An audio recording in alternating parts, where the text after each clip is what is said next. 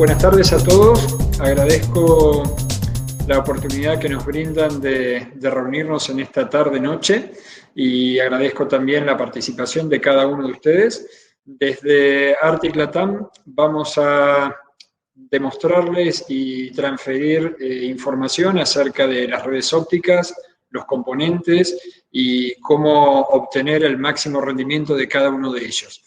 Ahora les voy a compartir una presentación para que podamos ver en detalle todo esto que les estoy comentando.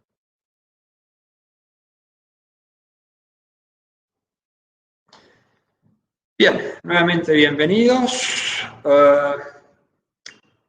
¿Qué es Arctic? Arctic, como ven ustedes, es una empresa centrada y enfocada en la tecnología. Desde Arctic Latam buscamos el desarrollo continuo y permanente de productos y de tecnologías para las redes de fibras ópticas.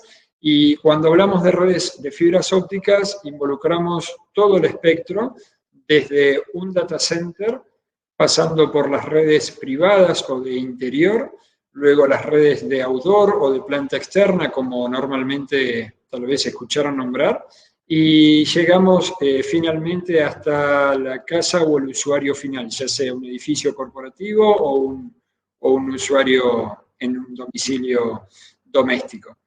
Para esto contamos con el desarrollo de productos de muy avanzada tecnología y, como les vamos a contar hoy, buscamos dentro de Arctic enfocarnos en todos aquellos componentes y elementos que forman parte de las redes de fibras ópticas en lo que podemos denominar la capa física, o como dicen en la jerga también los fierros de las redes, que involucran a los cables ópticos, a los cierres de empalmes, a los puntos de distribución, a la interconexión, etc. Bueno, algo importante también que quiero comentarles es que a lo largo de la presentación vamos a tener la oportunidad de interactuar con ustedes y que puedan formular preguntas. Entiendo que ese canal de comunicación ya está habilitado, con lo cual cualquiera de los conceptos que yo les voy a estar transmitiendo en esta tarde, cualquier pregunta que pueda surgir, cualquier inquietud que ustedes tengan para plantearnos, son bienvenidas las preguntas. No esperen hasta el final, simplemente me avisan o me interrumpen y con todo gusto voy a intentar responder a cada una de las preguntas que ustedes tengan. De esa manera lo vamos a hacer bien interactivo y no dejamos solo las preguntas para el final. Bien, ¿cuál es el modelo de negocios de Arctic? Nosotros buscamos desarrollar y expandir los negocios en toda la región de Latinoamérica basado en el conocimiento de las empresas que operan localmente, tanto distribuidores como canales, integradores y empresas constructoras. Esto nos permite asegurar la llegada de nuestros productos por parte de buenas manos y al mismo tiempo que puedan ser instalados correctamente. Y eso es lo que buscamos permanentemente por medio de capacitación, de seminarios, de una gestión comercial integrada con el área de tecnología y con el área técnica, para que de ese modo puedan recibir productos de alta calidad, con mucha tecnología y también que sean instalados correctamente. Bien, vamos a hacer un poco de foco entonces en las redes como tal, que creo que es a lo que ustedes quieren escuchar. ¿Qué tenemos dentro de una red de fibra óptica? Bueno, podríamos mencionar que en la parte interna de edificios, en un campus, podemos hablar de una red privada, de una red interna, y ahí conviven cables ópticos y componentes de conectividad, tanto en fibras monomodo como multimodo. Ustedes sabrán que en el caso de las fibras multimodo, tiene un amplio rango de aplicación dentro de este tipo de instalaciones, pero no se utilizan para las redes de planta externa, básicamente por una cuestión de alcances. Si bien originariamente hace ya más de 2 décadas, las fibras multimodo primitivas, o hoy llamadas también bajo el estándar OM1, eran aquellas que tienen 62.5 micrones. Luego se optimizaron y surgieron las fibras ópticas con 50 micrones, que logran un mayor alcance, con transmisiones ya de tasas mucho más elevadas, pero el alcance máximo, la distancia que podían recorrer, continuaba siendo un problema serio a la hora de desarrollar una red de acceso, una red metropolitana. Por ende, el entorno y el mundo de las fibras ópticas multimodo tiene mucha fuerza dentro de lo que podríamos definir como las redes privadas o las redes internas. Incluso en algún campus de una universidad, de un predio de una empresa, etcétera, vamos a encontrarnos con esas fibras. Las fibras de 50 micrones están regidas bajo los estándares de OM2, OM3, OM4 y OM5, y básicamente difieren una de otra en los alcances que podemos lograr con cada una de ellas y tasas de transmisión. Pero en esta tarde vamos a hacer foco, nos vamos a concentrar en las fibras ópticas monomodo, que son aquellas que nos permiten desplegar redes tanto urbanas, interurbanas, como redes de tipo backbone o long haul o ultra long haul, redes de ultra larga distancia. Y si hablamos entonces de las fibras monomodo, el estándar de ITU para las fibras monomodo tradicionales son las G652V, que es una fibra monomodo optimizada, sin pico, cresta de agua, y ya es un estándar muy utilizado y muy conocido en todo el mundo. Pero a esto se le suman algunas otras fibras ópticas monomodo, como las categorías G655, que son fibras de una pendiente de dispersión cromática aplanada, especialmente desarrolladas para tendidos de larga distancia. Y entonces ahí ya empezamos a jugar con una cantidad de fibras ópticas monomodo dentro de distintos estándares, pero que empiezan a interactuar y a convivir dentro de las redes de planta externa. Y entonces es bueno también empezar a identificar cada una de ellas. En los últimos tiempos también surgieron fibras ópticas monomodo que tienen una baja sensibilidad a los microradios de curvatura, bajo el estándar G657, A1 y A2, y esto nos permite contar con fibras ópticas monomodo que, por decirlo vulgarmente, son más flexibles o permiten un grado mayor de flexibilidad que las fibras monomodo tradicionales bajo el estándar G652D. Normalmente esas fibras se utilizan para lo que es conectividad, patch cores, pigtails o cables que requieren mucha manipulación, cables drop, por ejemplo, dentro de nuestra red de planta externa. Pero también nos encontramos con que ya hay algunas operadoras y algunos clientes que están solicitando que esas fibras, las G657, formen parte de sus redes metropolitanas, de sus redes troncales, de sus redes urbanas y de las redes FTTH, con lo cual ya no es una fibra que tiene uso privilegiado solo para la parte de conectividad, sino que también ya está presente en las redes de FTTH y en las redes urbanas. Dicho esto, ¿qué nos encontramos dentro de una red de planta externa? Bueno, una vez que salimos del edificio, necesitamos que esos cables ópticos, por ejemplo, tengan la capacidad de resistir al medio ambiente. El medio ambiente, llámese humedad, lluvia, ciclados térmicos, esfuerzos mecánicos, por ejemplo, compresión, vibración, el efecto galope que se da dentro de los cables ópticos ADSS autosoportados y los que son de tipo figura 8 también, que no son dieléctricos pero sí aéreos. Entonces, hay una serie de entornos que pueden ser hostiles hacia las fibras ópticas y ahí es donde nosotros debemos, de algún modo, lograr un adecuado nivel de protección para las fibras para garantizar el correcto funcionamiento. Entonces, dicho esto, vamos a ir avanzando un poco en dónde están esos componentes. Cuando hablamos de, en este caso, una revisión de los componentes o del ODN de las redes, estamos refiriéndonos a los distintos elementos que componen la red óptica, siempre a nivel de capa física. Entonces, podríamos hablar de un data center o de una oficina central, donde vamos a tener los racks, como ustedes pueden ver en la imagen de la izquierda. Vamos a tener los ODFs o las bandejas o distribuidores ópticos que pueden ir de 1 hasta 4 unidades de rack y desde 24 fibras hasta 288 fibras por cada módulo. Luego vamos a tener patch cores, ahí aparecen también dentro de un data center los cables trunk, los multipatch cores, los splitters. Esos splitters ya luego vamos a ver un poco más en detalle, tienen distintas categorías o jerarquías también. Vamos a hablar un poco de ellos, cómo se clasifican. Y podemos avanzar con nuestro cable de fibra óptica, donde vamos recorriendo un tendido que pueda ser subterráneo o aéreo, hasta llegar a un cierre de empalmes. Ese cierre de empalmes básicamente lo que va a hacer es proteger a las fusiones de fibras ópticas entre uno y otro cable, y vamos a intentar con ese cierre de empalmes reproducir el grado de protección que tienen nuestras fibras en el cable óptico. Entonces, de ese modo va a estar todo protegido, hermetizado, no va a permitir el ingreso de agua, de humedad, y de ese modo vamos a garantizar la vida útil de esas fusiones y de esos empalmes.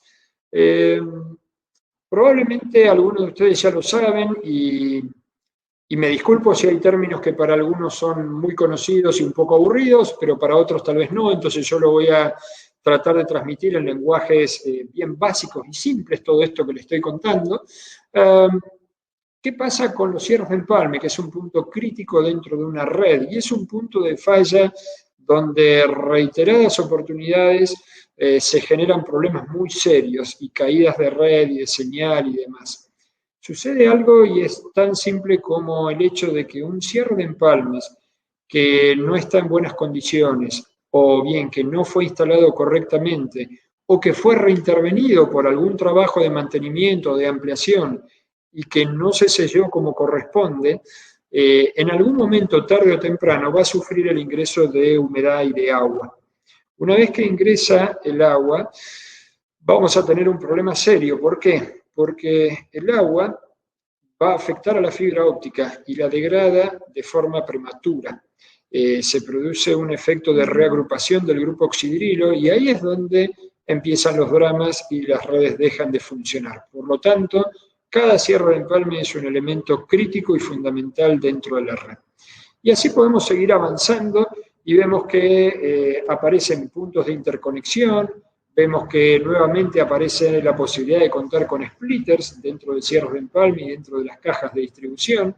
Y ya sobre el final podemos ver y hablar de cajas de distribución, de cajas terminales, de puntos de interconexión, pero básicamente todos estos elementos apuntan a que nosotros podamos desplegar una red de fibra óptica con mucha flexibilidad, es decir, que podamos recorrer N cantidad de direcciones en distintas capacidades de fibras, con distintas topologías de red, ya sea tendidos aéreos, tendidos subterráneos en ducto, subterráneos en enterrado directo o de tipo trenching o microtrenching, y así sucesivamente, incluso hasta con la posibilidad de redes ópticas en tendidos de torres de alta tensión o en tendidos subacuáticos y submarinos. ¿Hasta acá vamos bien? ¿Hay alguna pregunta? ¿Todo bien? Bueno, entonces seguimos con la presentación. Hola, por ahora no hay ninguna. No, por ahora no hay ninguna pregunta, Raúl. Perfecto. Bien, si seguimos entonces avanzando con esta presentación, hay algo que es muy importante y hay una analogía que yo quiero hacerles.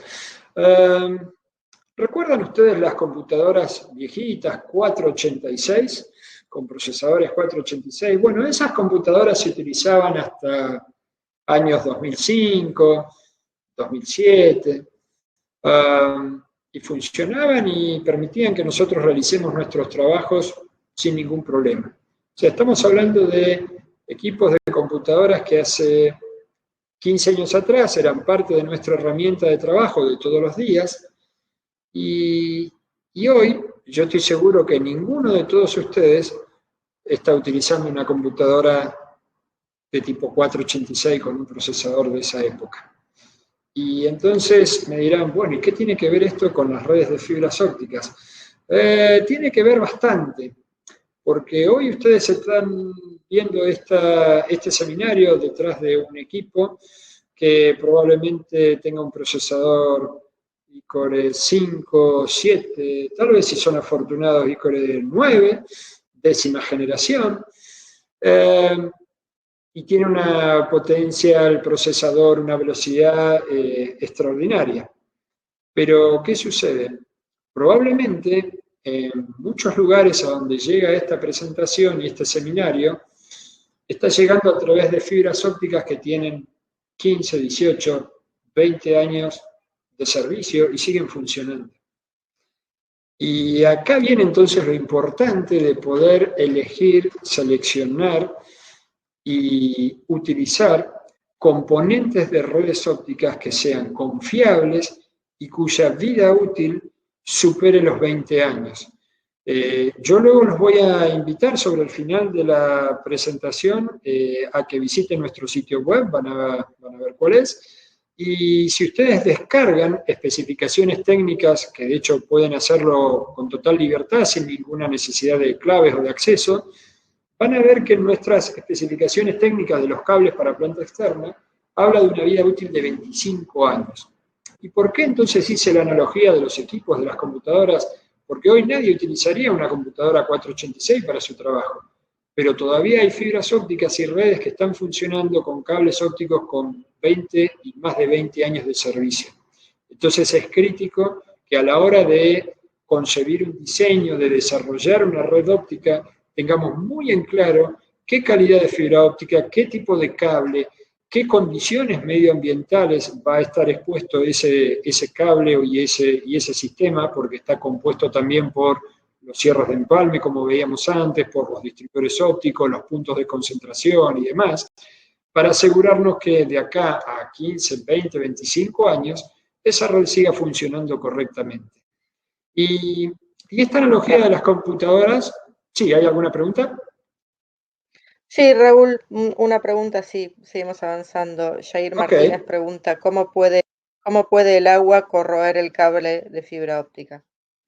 Bien, en realidad no es que el agua corroe al cable de fibra óptica, sino que el agua ingresa, a no ser que el cable esté dañado, ingresa normalmente por los cierres de empalmes. Digo que el cable no esté dañado porque también puede darse la condición de que un cable sea alterado o dañado en su cubierta externa y ahí sí entonces tenemos una penetración de agua sobre el cable.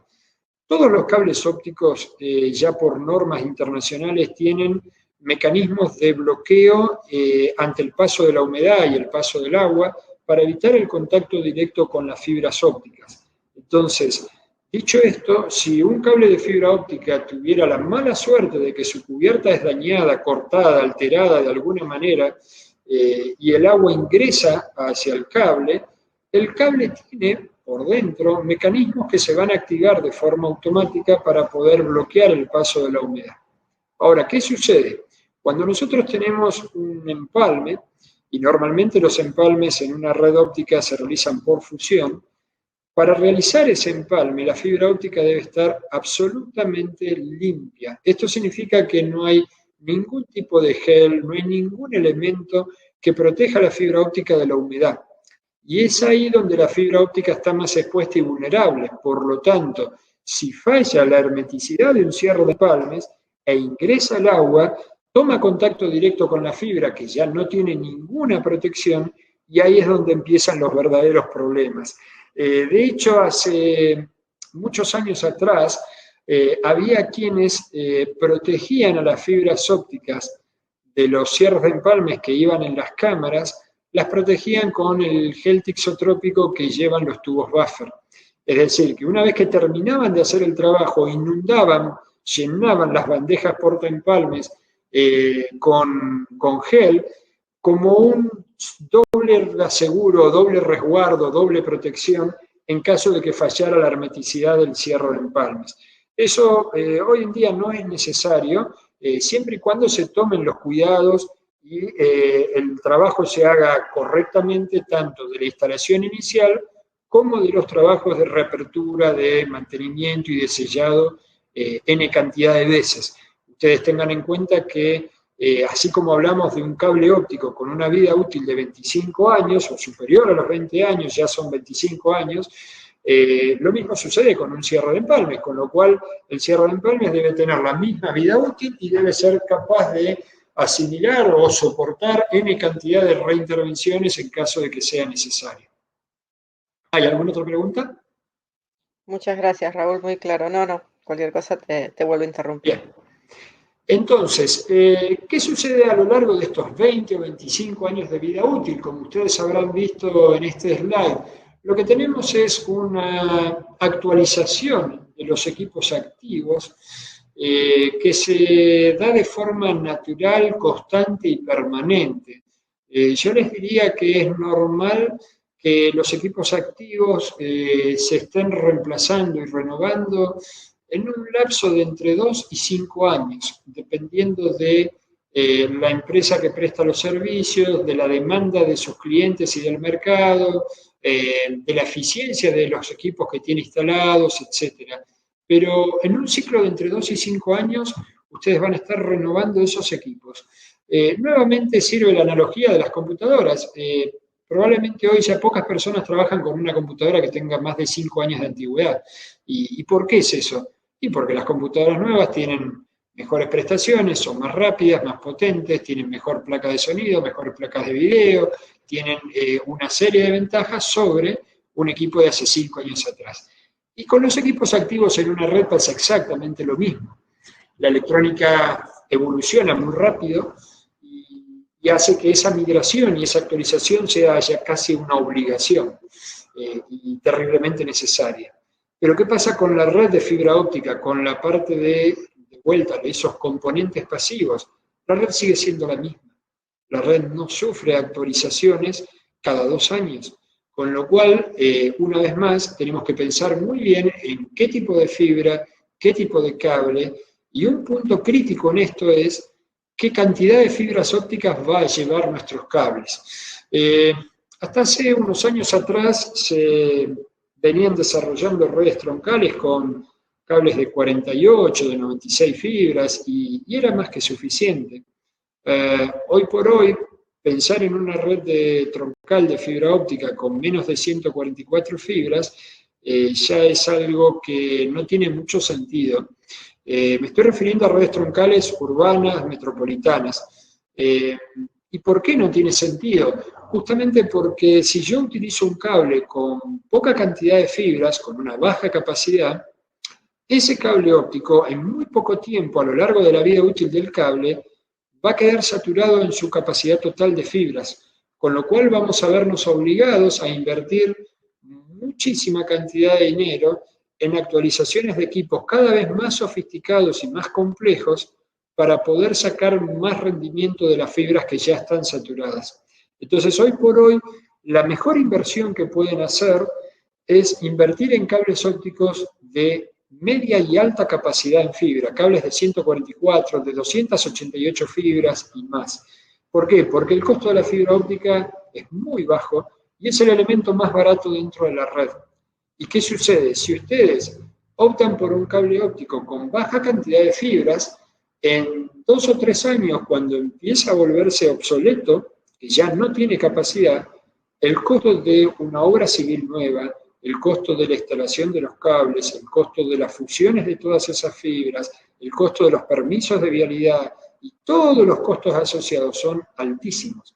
Entonces es muy importante que ustedes, cuando les toque a quienes trabajen en la parte de diseño y de planificación y de proyecto de redes, tengan en cuenta una buena cantidad de fibras o un buen margen, si quieren, en porcentaje de capacidad vacante. ¿Por qué? Porque el crecimiento en la demanda de comunicaciones es exponencial. Si ustedes hace 1 año y medio atrás hubieran analizado cuál iba a ser la demanda de fibra óptica para un usuario desde una vivienda familiar hasta una empresa, comparado a lo que es hoy, yo les puedo asegurar que ninguno de todos ustedes tenía en claro qué era lo que iba a pasar durante y post pandemia, como tenemos, por ejemplo, acerca de este virus que nos está afectando a nivel global. Entonces, todo esto hace que en la medida en que nosotros podamos tener una previsión y contar con mayor capacidad en fibras, vamos a estar mejor preparados para los desafíos de conectividad que se nos van a presentar en medio y largo plazo. Bien, y entonces, ¿alguna pregunta?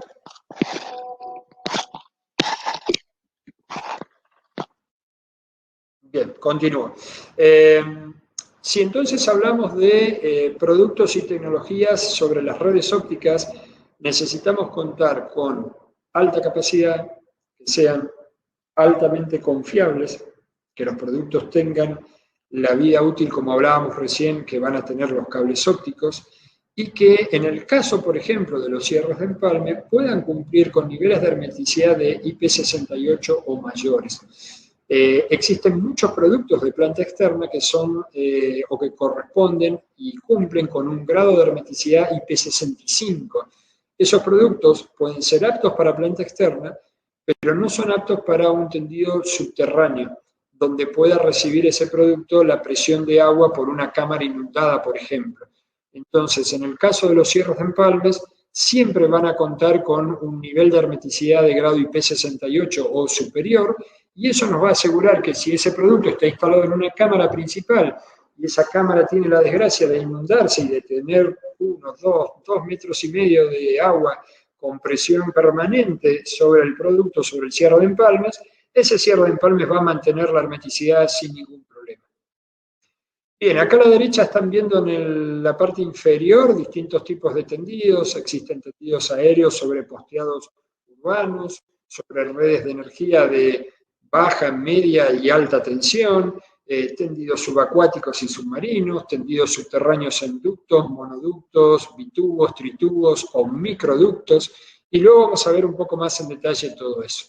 Pero básicamente el esquema de desarrollo de red es el que nosotros vamos a tener en cuenta en función de cuáles son las necesidades y las demandas. Cuando hablamos de diseños de redes, antiguamente se hablaba de redes anillos o de tipología de tipo estrella. Bueno, hoy creo que hay, con todo esto del diseño de redes,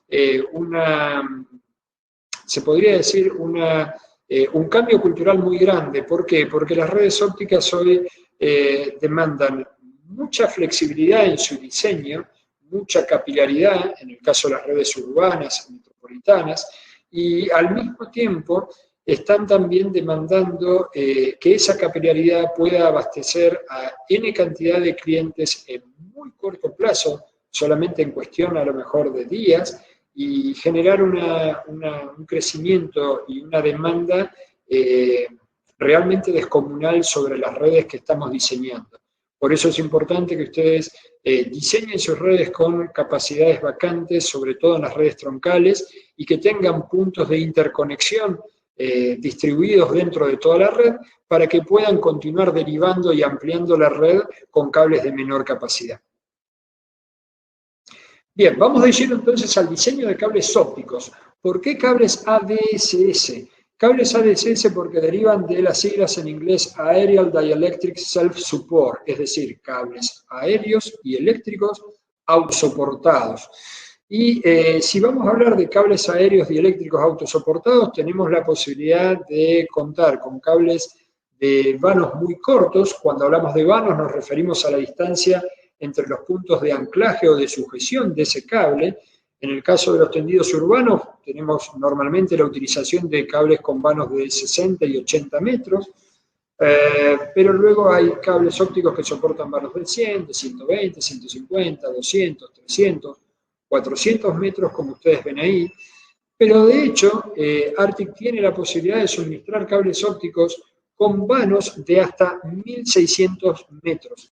O sea, tengan en cuenta ustedes que, y yo estoy tomando agua, 1600 metros. Esto es 1.6 kilómetros sin nada en el medio. ¿Qué significa esto? Que con ese tipo de cable yo puedo cruzar un río, bajar la ladera de una montaña, puedo cruzar una autopista de múltiples carriles, puedo hacer prácticamente cualquier cosa que sea necesaria para interconectar dos puntos con fibras ópticas.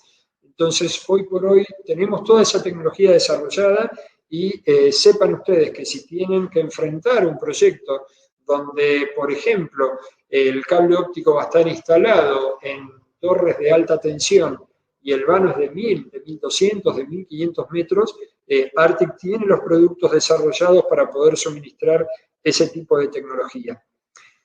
Sucede que hay distintos elementos que componen el cable óptico y acá ustedes están viendo, por ejemplo, dos imágenes distintas. La imagen de la izquierda es la típica de un cable óptico autosoportado dieléctrico de cubierta simple, donde tenemos una cubierta externa, normalmente de polietileno, refuerzos de aramida o Kevlar, ese invento y desarrollo de DuPont que está hablando de unas fibras sintéticas de alta tenacidad.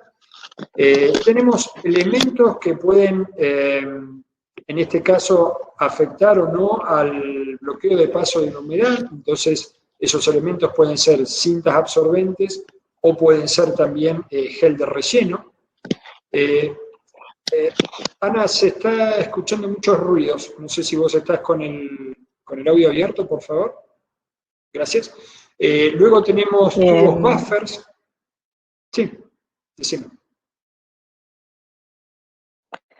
No, está bien, Raúl, discúlpame, lo que pasa es que había perdido la conexión. Quería por ahí hacerte una pregunta, porque justo hay algunas preguntas sobre tipos de cables. No sé si querés que la haga ahora o esperamos al final. Avanzamos ahora y sí, yo tengo previsto varios slides con otros diseños, pero contame. Bueno, te doy una pregunta. En los espalmes de fibra óptica, ¿cuál es el dB permitido? Es una de las preguntas. Bien. Bueno, siempre hablando de fibras monomodo, cada operador o cada dueño de su red va a definir cuáles son esos niveles de atenuación máximas permitidas. ¿Por qué va a definir esto? Porque en función del tipo de fibra que utilice, de las distancias que tenga que recorrer dentro de su red la señal óptica, va a fijar el límite máximo de los niveles de atenuación. La realidad indica que con una buena fibra óptica y con un buen equipo fusionador y quien esté detrás de ese equipo que tenga conocimientos, digamos, básicos, elementales para realizar fusiones y que sepa hacer su trabajo, podríamos estar hablando de empalmes de 0.01 dB, 0.02 dB como valores normales. También es cierto que haciendo un buen trabajo y con buenos equipos y nuevamente con buenas fibras ópticas dentro de esos cables, ustedes pueden llegar a hacer empalmes que a la lectura del OTDR aparezcan como 0.00 dB. O sea, esto significa que son, cuando se dice transparentes o translúcidos, y que el empalme está tan bien hecho, la fibra óptica es de tan buena calidad y el trabajo del empalmador es de tan buena calidad que prácticamente el OTDR no detecta esas atenuaciones. En general, valores de 0.01, 0.015, 0.02 dB son valores más que buenos, respetables y que les permiten que la red funcione sin ningún problema. ¿Alguna otra pregunta? Sí, una más y después avanzamos y dejamos algunas para más adelante, pero esta te la quiero hacer porque justo estabas hablando de eso. ¿En qué tipo de red podríamos encontrar un cable ADSS con span superior a 1000 metros? Bien, siempre se va a encontrar este tipo de vanos o de span en redes interurbanas, en redes de long haul o ultra long haul, donde normalmente los cables ADSS van montados en torres de energía y esos vanos tan largos son soportados por redes de media y alta tensión. Entonces acá también es interesante hacer otro comentario y avanzar sobre esto, y es el hecho de que, a diferencia del cable que tenemos sobre el lado izquierdo, sobre el margen derecho tenemos un cable que también es autosoportado, pero que tiene doble cubierta. ¿Y por qué lo de la doble cubierta? Bueno, porque sucede que por razones de construcción y de diseño, cuando ya estamos hablando de un cable autosoportado con vano de 200 metros hacia arriba, 250, 300, 400, 1000 metros, como el caso de esta pregunta, ya sí o sí necesitamos realizar durante el proceso de construcción la aplicación de una cubierta interna y después recién los refuerzos de aramida. ¿Por qué? Porque la cantidad de refuerzos de Kevlar o aramida es tan grande, importante, que a mi fabricante no me permite hacerlo sobre el núcleo óptico como ven en el cable del margen izquierdo. Pero normalmente esos vanos tan grandes los van a encontrar montados en redes de alta tensión y en tendidos interurbanos de larga distancia que interconectan ciudades, estados o provincias o incluso países. Bien, seguimos entonces avanzando un poco. Dentro de la estructura de cables ustedes van a ver un elemento central. Ese elemento central está constituido por algo que llamamos FRP, son unas fibras de vidrio extrusadas en epoxi, alta temperatura, alta presión. Esto nos permite de algún modo poder lograr rigidez del cable y ayuda también a los esfuerzos, a soportar esfuerzos de tracción. Luego vamos a tener los tubos buffer. Esos tubos buffer nos permiten almacenar las fibras. Hay tubos de relleno, como ese que ven ahí en color amarillo pálido o un color piel.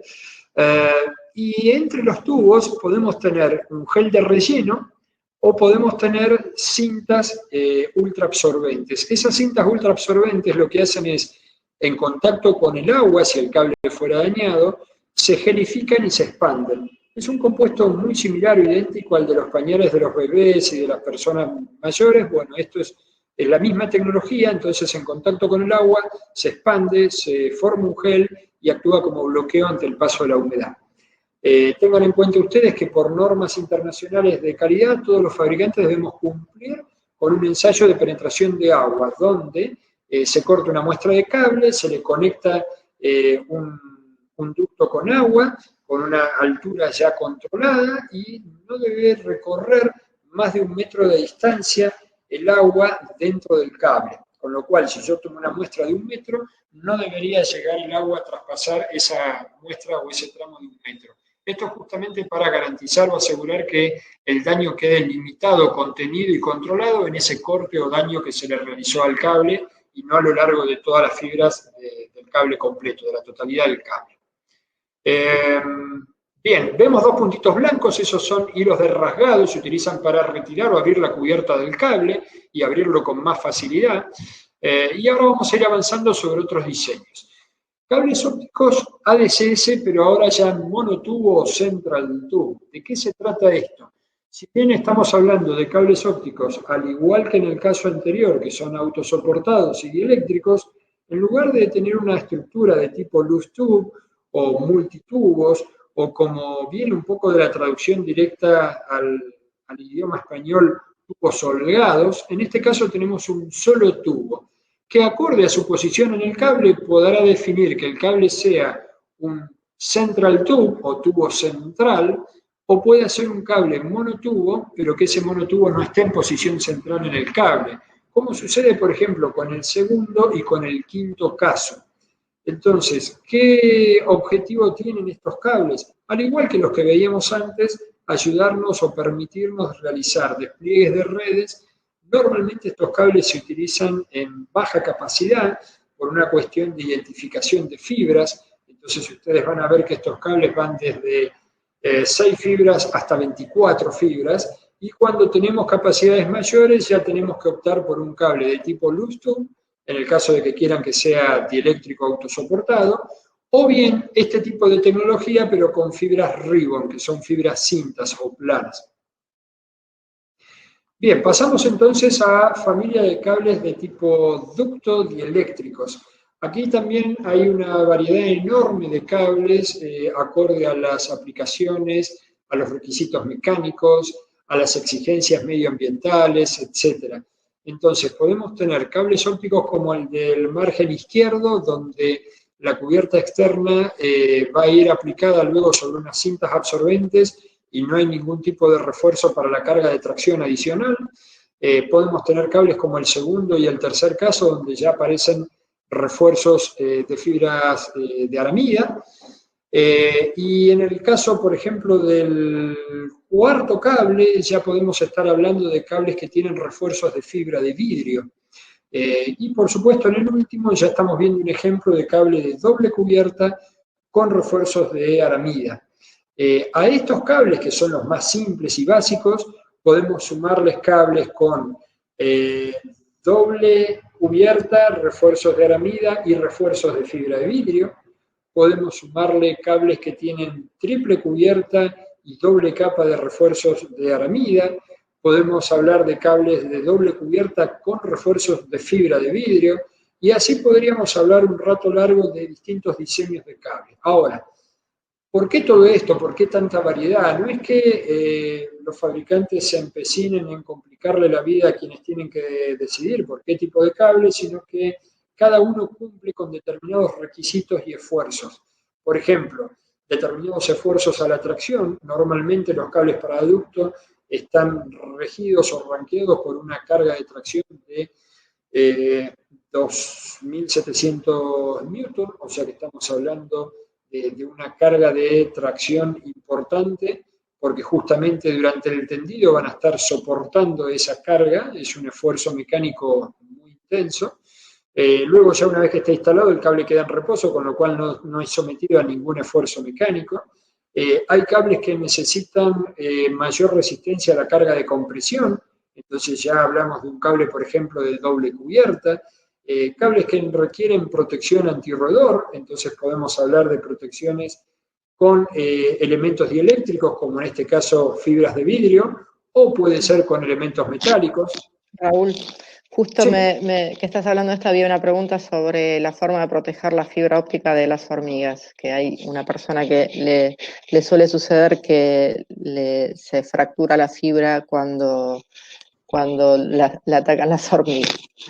Bien, bueno, existen distintos diseños y componentes para las cubiertas. En el caso de hormigas y termitas, normalmente los cables ópticos llevan en la cubierta externa un compuesto en base a nylon, a diferencia de los cables convencionales que son de polietileno. Entonces, dicho esto, nosotros podemos, y en principio les diría que se clasifican los cables por el tipo de polietileno que llevan. Entonces existen cables que tienen polietileno de baja densidad, otros que son de media densidad y otros que son de alta densidad. Obviamente que el cable de alta densidad ya es un cable mucho más robusto, tiene mayor rigidez, y en función del espesor de esa cubierta, ya sea una o varias, lo que vamos a lograr ya es un nivel muy superior de protección, en este caso, por ejemplo, contra hormigas. Pero también existen cables, como les decía, con compuestos de nylon, que son cables antitermita. De hecho, en nuestro sitio web pueden ver algunos de esos cables. Y hay incluso algunos que tienen otro tipo de compuestos repelentes para el ataque de insectos. Entonces, en función de cuál sea el nivel de agresividad o de hostilidad que tenga, en este caso, esa persona con respecto a los cables y a las hormigas, también se puede evaluar y analizar la especie de hormiga, qué concentración tienen y demás. Esto es lo mismo sucede con los roedores. Muchas veces se dice que un cable es antirroedor con un simple refuerzo de fibra de vidrio, y eso es real y es eficiente para lauchas o roedores de tamaño reducido. Cuando el cable óptico está sometido a un roedor de mayor porte, ahí ya deja de ser antirroedor, flaquean las defensas del cable y finalmente llegan a la fibra y las dañan. Entonces, esto lo digo porque es importante hacer un análisis lo más profundo que sea posible para cada caso, para poder brindarles una respuesta a un producto que esté acorde al entorno y al medio ambiente donde se encuentren esos cables, ¿no? Porque, de hecho, por ejemplo, existen cables ópticos con protecciones para hidrocarburos. He tenido la oportunidad de trabajar en cables ópticos para tendidos en redes cloacales, entonces tiene que ser capaz de soportar, imaginen ustedes, la cantidad de compuestos que pueden transportarse dentro de las aguas negras y de las redes cloacales. Entonces, cada caso tiene su mundo, tiene sus requisitos, y ahí en esos desafíos es donde Arctic se siente cómodo, donde nos gusta trabajar y donde nos gusta escuchar y ver cuál es el desafío tecnológico para poner manos a la obra y ponernos a trabajar con nuestra gente de ingeniería. Así que creo que un poco responde a la pregunta que hacían recién. Una más sobre este tema y seguimos avanzando, Raúl. Sí. ¿Cuál es la distancia mínima que debe tener un cable dieléctrico de alta tensión? Bien, muy buena pregunta. Normalmente, y esto es algo que nosotros definimos como una norma mnemotécnica o como una regla básica, es que si las fases tienen 12 o 12,5 kV, kilovoltios hacia arriba, o sea, con tensiones superiores, ya sí o sí es necesario contar con un cable con cubierta anti-tracking. ¿Y de qué se trata esto del anti-tracking? Bueno, yo los voy a intentar explicar con pocas palabras. Las fibras ópticas tienen la particularidad y la ventaja de ser inmunes al campo electromagnético. Entonces, si esto es así, yo podría poner un cable de fibra óptica a medio centímetro, 1 centímetro de distancia de una fase de energía y la fibra va a ser inmune. ¿Es correcto? ¿Es real? Sí, es correcto, es real. Ahora, sucede que la madre naturaleza, una vez más, a la cual no siempre le gusta la intervención del ser humano, genera vientos. Y esos vientos generan movimiento y transporte de sustancias que están en suspenso en el aire, entre ellas minerales y elementos que son conductivos. ¿Qué ocurre? Esas sustancias se van depositando sobre la cubierta del cable y en algún momento esa cubierta externa, que era dieléctrica muy linda, pasa a ser una cubierta conductiva. Entonces, en días de mucha humedad o de niebla, según el caso, el aire tiene menos resistividad o resistencia eléctrica y se produce una descarga, un arco eléctrico entre la fase y la cubierta del cable. Y ahí es donde se daña la cubierta del cable. ¿La fibra óptica va a seguir funcionando? Sí, por supuesto, sigue funcionando. Pero ¿qué sucede? El cable se vio dañado, se dañó la cubierta, empieza a dañarse o ya se dañó los refuerzos de aramida y tarde o temprano el cable se va a flaquear y va a terminar cortándose por efecto de ese arco voltaico. Entonces ahí es donde interviene la cubierta anti-tracking, que es un compuesto especial para evitar ese efecto de descarga. Ahora, respondiendo a la pregunta, ¿cuál es la distancia mínima? Bueno, la realidad es que va a depender mucho del clima, del medio ambiente, nuevamente de cuál es la tensión que llevan esas fases, y para eso nada mejor que trabajar en conjunto con los ingenieros de las redes eléctricas, que son quienes nos pueden brindar un plano del campo electromagnético y cuáles son las posiciones disponibles dentro de la torre para poder colocar nuestros cables. Entonces, todo eso es parte del trabajo previo que se debe realizar para poder definir cuál es la distancia mínima segura y si necesitamos o no un cable con cubierta anti-tracking. Muchas gracias, Raúl. Seguimos entonces. Bien. Vamos entonces a cables ópticos blindados y armados. Existen una variedad importante de, también nuevamente, diseños y blindajes. Podemos hablar de blindajes de acero que lleva una lámina de polietileno, por eso se ve de color verde normalmente y es un acero laminado, corrugado. El corrugado es para darle cierto grado de flexibilidad al cable, porque si no, si hiciéramos un blindaje con una lámina de acero soldada y que fuera totalmente lineal y no fuera corrugada, estaríamos fabricando un caño óptico y no un cable, no tendría ningún grado de flexibilidad. Entonces, normalmente las armaduras son corrugadas y ese blindaje puede ser de un acero, como les decía, protegido con esas láminas de polietileno, con ese film, pueden ser de acero inoxidable, pueden ser de aluminio, pueden ser combinadas, mixtas, acero corrugado con aluminio. Entonces, de nuevo, dependiendo de los requisitos mecánicos y de los niveles de agresividad del entorno, llámese hormigas, termitas, roedores, loros, por ejemplo, nos ha tocado también trabajar en algunos proyectos donde me pedían un cable armado para colocar en las torres de las antenas de telefonía celular. Y cuando pregunté por qué, y ¿Por qué no ponían un dieléctrico? La respuesta fue porque los loros usan nuestra fibra óptica como mondadientes o escarbadientes. Así que siempre hay alguna necesidad o algún requisito que a lo mejor nunca antes fue considerado, y ahí es donde es importante evaluarlo para evaluar el posible daño y cuáles son los niveles de protección que deban contar nuestros cables. Dicho esto, los cables ópticos armados y blindados pueden ser luz tubo o pueden ser monotubo, como ustedes están viendo acá en las imágenes. Y ahora podemos hablar un poco de cables ópticos especiales. A ver, ¿y por qué hablamos de cables ópticos especiales? Porque son cables ópticos que van más allá de las fronteras o de las aplicaciones tradicionales, como un cable para ducto, un cable para un tendido aéreo, un cable para enterrado directo, y que empiezan a llamarnos un poco la atención. Entonces, vamos a hablar un poquito de ellos. Cables ópticos submarinos, como los dos primeros que ustedes están viendo sobre el margen izquierdo, podemos hablar de cables ópticos para tendidos subacuáticos y submarinos con pulturados de acero.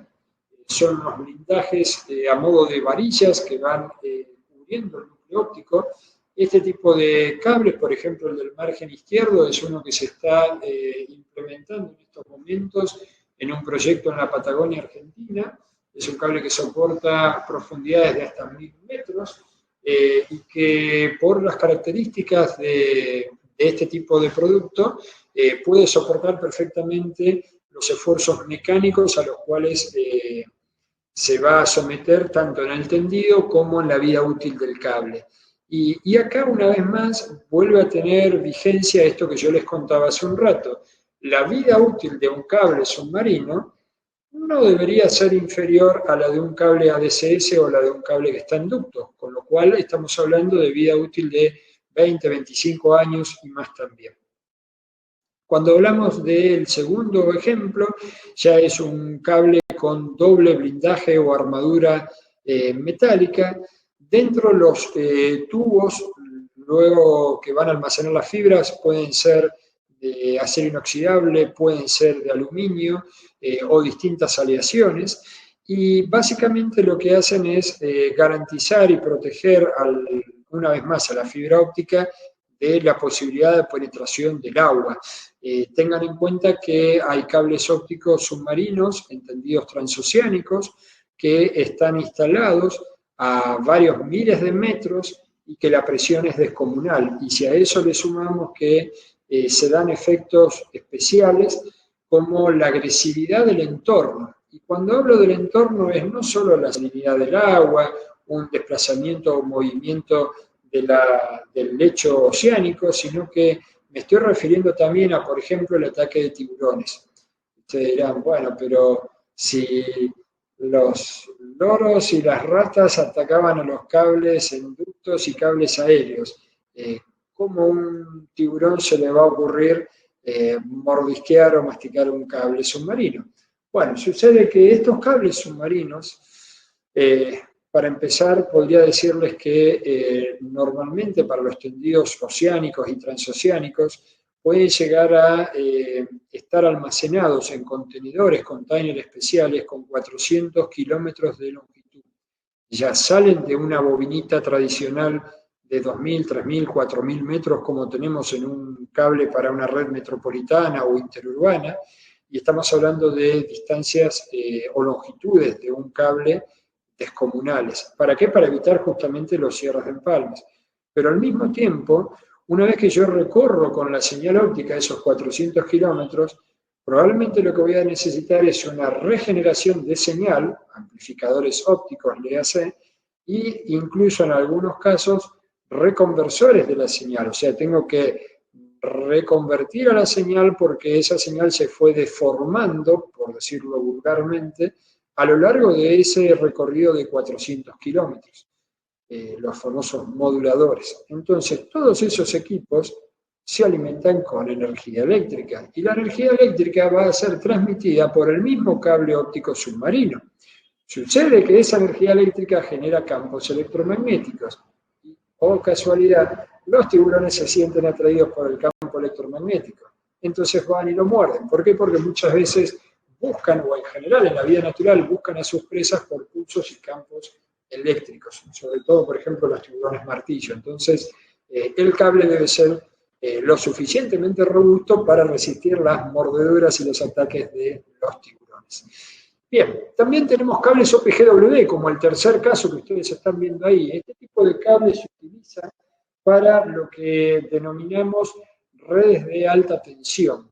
Y fue desarrollado para reemplazar al famoso hilo de guardia. Tal vez alguno de ustedes lo ha escuchado nombrar, y si no lo escuchó nombrar, probablemente los ha visto. Si ustedes van observando al costado de una ruta, en algún tendido aéreo, van a ver que las fases eléctricas tienen por arriba de todo, bien arriba, en lo más alto de las torres, un solo cable. Ese cable suele llamarse hilo de guardia, y la función que tiene es poder recibir las descargas atmosféricas, rayos, y derivarlas a tierra, evitando de que ingresen a la red eléctrica y que dañen la red. Entonces, eso fue así durante muchos años, hasta que a alguien se le ocurrió meter dentro de esos hilos de guardia fibras ópticas, y ahí surge el OPGW. Entonces es algo así como el Optical Power Ground Wire, o sea, un cable que nos sirve para realizar las puestas a tierra de toda esa red de energía eléctrica, pero que dentro tiene fibra óptica y que nos permite transmitir obviamente las señales ópticas entre distintas localidades, ciudades, provincias, estados y demás. Normalmente estos cables están construidos con una aleación de aluminio, magnesio y otros componentes, que suelen llamarle alumo. Pueden ser de tipo monotubo o unitubo, o pueden ser también multitubo. Y antiguamente estos cables no superaban las 24 fibras ópticas.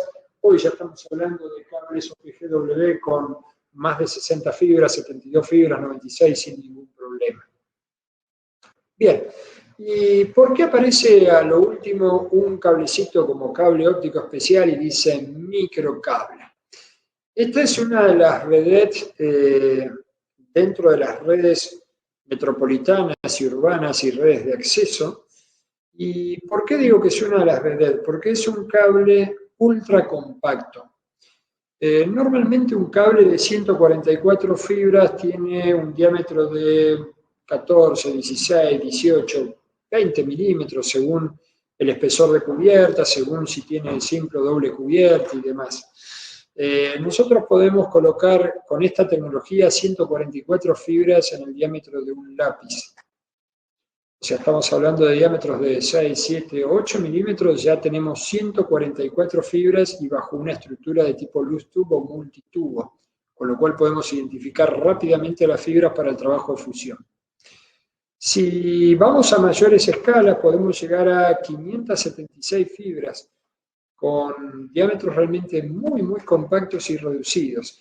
Estos cables se instalan bajo soplado, bajo el esquema de soplado, con equipos con máquinas sopladoras, y nos permiten realizar el despliegue de redes ópticas de muy alta capacidad en muy reducido diámetro. Y dicho esto, les voy a contar un poco, en muy pocas palabras, cuál es el desafío más importante y más grande que tiene un fabricante de cables ópticos, una empresa que desarrolla y diseña cables ópticos. Antiguamente se creía que mayor diámetro era mejor, cubiertas más gruesas era mejor y cables más reforzados era mejor. Bueno, la realidad es que hoy hay tres parámetros que son, les diría, la pesadilla permanente de quienes hacen ingeniería de diseño de cables ópticos, y es reducir el diámetro al máximo posible, reducir el peso al máximo posible y mantener la resistencia mecánica que garantice la vida útil de las fibras a lo largo de esos 25 años. Entonces, dicho esto, cuanto más compacto sea el cable, más liviano va a ser, más fácil de manipular, más fácil de transportar, más económico el transporte, más fácil de instalar y más posibilidades de poder colocarlo allí donde ya casi no hay lugar. Por ejemplo, un ducto ya saturado por otros cables. ¿Hay alguna pregunta hasta acá?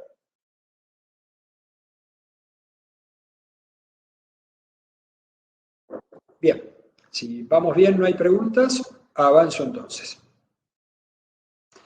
Cables ópticos drop.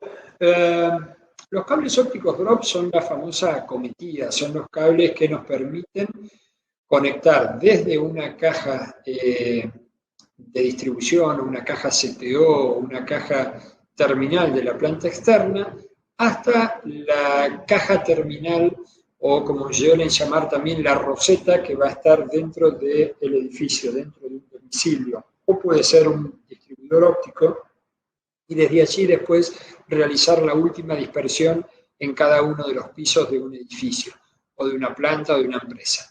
Entonces, dentro de lo que hace a cables ópticos drop, existen también una diversidad muy importante de diseños y van a ir en función de las aplicaciones y de los requisitos, tanto mecánicos como también medioambientales.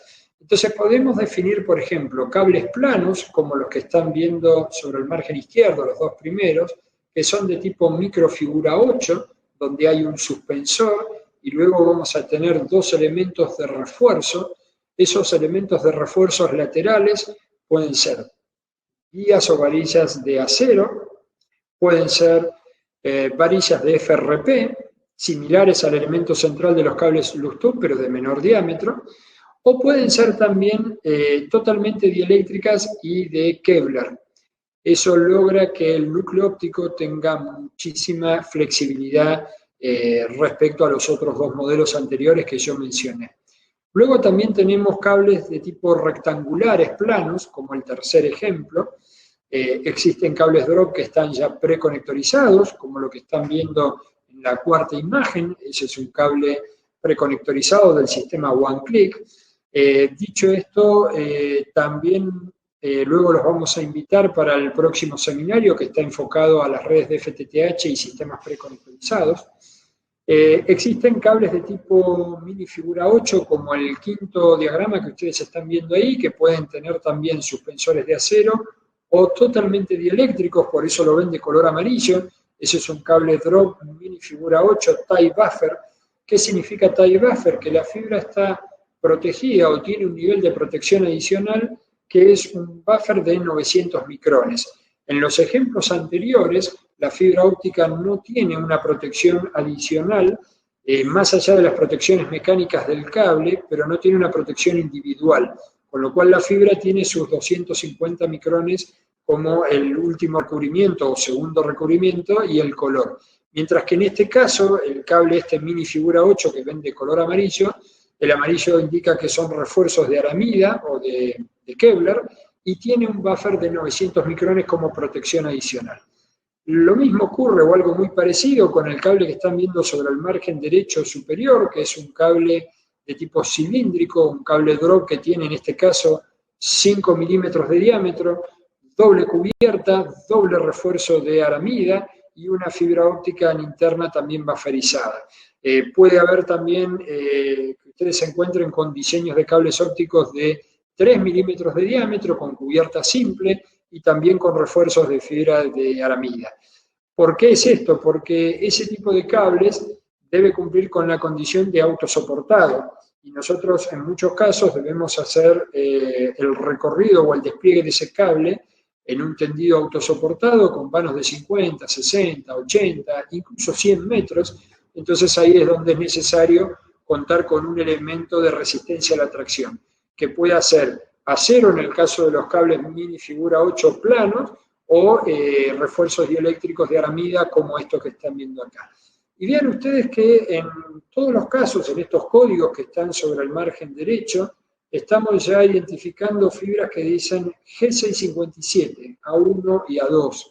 Esos son los estándares que yo les comentaba con anterioridad que rigen a las fibras ópticas monomodo, especializadas o optimizadas para tener un bajo nivel de sensibilidad a las microcurvaturas, cosa que no sucede con la fibra G652D. La fibra monomodo tradicional, si ustedes realizan un radio de curvatura muy pequeño, lo que están haciendo es causar una atenuación inducida. Generan un daño que es irreversible, por lo tanto, después de soltar a esa fibra óptica monomodo y dejarla en su posición de descanso convencional, ya la fibra óptica tiene una atenuación inducida que no se puede revertir o reversar, y eso es para siempre. Entonces, esto se elimina o se evita gracias a estas fibras monomodo G657A1 y A2. Y por eso yo les comentaba que ya hay algunas operadoras que están pidiendo ese tipo de fibra, incluso en los cables de las redes troncales y de las redes de dispersión. ¿Hasta acá vamos bien o hay alguna pregunta? ¿Todo bien? Bien, seguimos avanzando entonces. Cierres de empalme. Dentro de los cierres de empalmes tenemos también que identificar varios aspectos o modelos. Podríamos definir tres grandes grupos de cierres de empalmes. Los cierres de empalmes de tipo domo, los cierres de empalme de tipo caja, por eso muchas veces se los nombra como caja de empalme, y los cierres de empalme que son en línea o tipo inline. Dicho eso, luego tenemos otra forma de categorizar o de diferenciar a los cierres de empalme. Y es el elemento o la forma en que logran la hermeticidad en sus puertos de ingreso. Normalmente pueden ser de tipo termocontraíble, como lo que ustedes están viendo en este diagrama del lado izquierdo. Esos puertos en cada uno de esos puertos se va a colocar un tubo, un manguito, un capuchón termocontraíble, y ese elemento es el que va a lograr la hermeticidad entre la base del cierre de empalme y el cable propiamente dicho.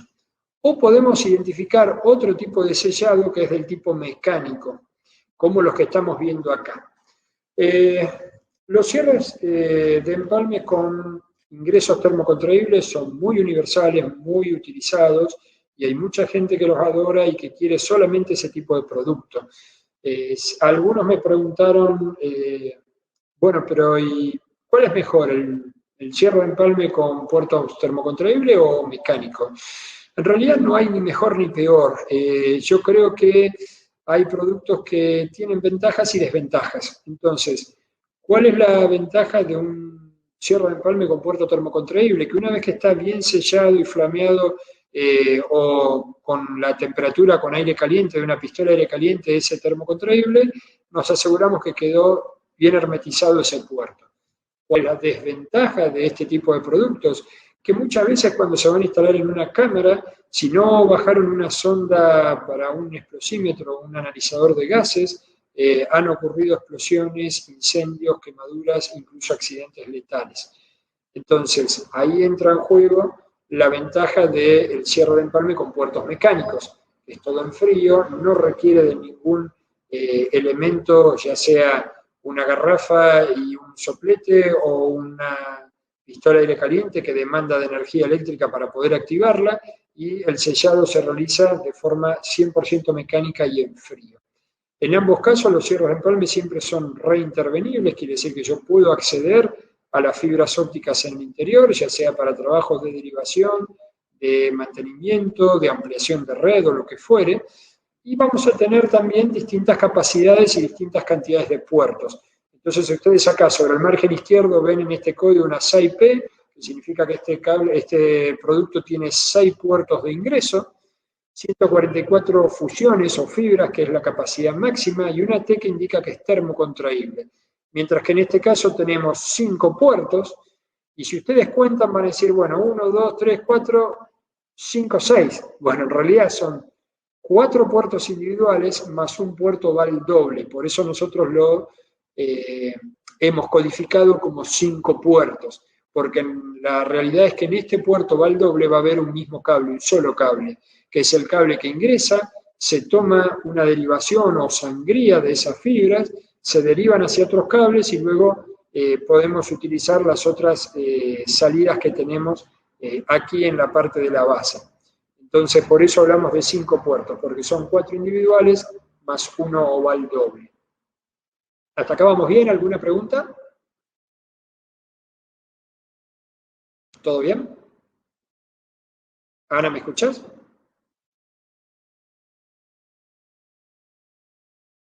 Bien. Entiendo que todo va bien. Raúl, Sí, te voy a transferir algunas preguntas. Al parecer Ana tiene problemas con su ok, audio, perfecto, gracias. entonces te voy a transferir algunas Bien, preguntas. Pregunta Andrés Cardoso. ¿En qué casos se utilizan cables G652 y en cuáles G655? bien, muy buena pregunta. Normalmente las fibras G652D son las que se utilizan siempre para tendidos de media y corta distancia, o sea, estamos hablando de redes urbanas o interurbanas con pocas distancias, pocas longitudes. ¿Cómo hablamos o a qué referimos con una longitud eh, relativamente corta? Bueno, redes de enlaces de 20, 30, 50, 100, 120, 150 kilómetros, siempre van a tener fibra monomodo G652D. Incluso para tendidos de mayor distancia también se utiliza esa fibra. Pero cuando yo tengo la necesidad de hacer accesos, derivaciones y dispersiones de fibra, incluso en una red de larga distancia, utilizo este tipo de fibra. Ahora bien, si yo tengo que colocar un enlace punto a punto, o sea, entre dos ciudades, y tengo que recorrer 400 kilómetros sin nada en el medio, no voy a bajar servicios, señal, fibras, no voy a derivar fibras en ese recorrido de 400 kilómetros a ningún otro punto, bueno, perfectamente puedo considerar entonces G655. ¿Por qué? Porque es una fibra que me permite recorrer 400 kilómetros sin regeneración de señal, cosa que no puedo hacer con la G652D. Entonces ahí empezamos a ver un poco la diferencia entre una y otra. También les puedo contar, y esto es una experiencia que ya tenemos en Arctic, que en Arctic desarrollamos y fabricamos cables ópticos híbridos. ¿Qué significa esto? Que dentro de un mismo cable óptico lleva tubos con fibras ópticas G655 y tubos con fibras ópticas G652D. Entonces, la fibra G655 es la que empalman y va recorriendo largas distancias, y la G652D es la que utilizan para derivar y acceder a distintas poblaciones, ciudades y demás. Entonces, ahí tenemos una solución también de adaptación y de ingeniería interesante, donde podemos combinar dos tipos de fibras distintas en un mismo cable. ¿Alguna otra pregunta? Sí, te pregunta Michael Puerta. Háblanos sobre la fibra óptica plástica y cuál sería la diferencia con la fibra normal. ¿Cuál de las dos sería mejor opción para el usuario final? Bien, la fibra óptica plástica es una fibra que durante, les diría, prácticamente la existencia de la fibra en las comunicaciones se ha utilizado y destinado solamente para la parte de iluminación y no para la parte de telecomunicaciones. ¿Por qué? Porque la fibra óptica plástica tiene un altísimo nivel de atenuación en función de la longitud. Entonces se utiliza para iluminar piscinas, edificios, para iluminar el tablero de instrumentos de un vehículo. Hoy muchos de los autos, de los vehículos con alta tecnología ya tienen mazos de cables que llevan fibra óptica dentro. Ya no llevan conductores eléctricos, sino que llevan fibra óptica y son fibras plásticas, pero no a la parte de telecomunicaciones.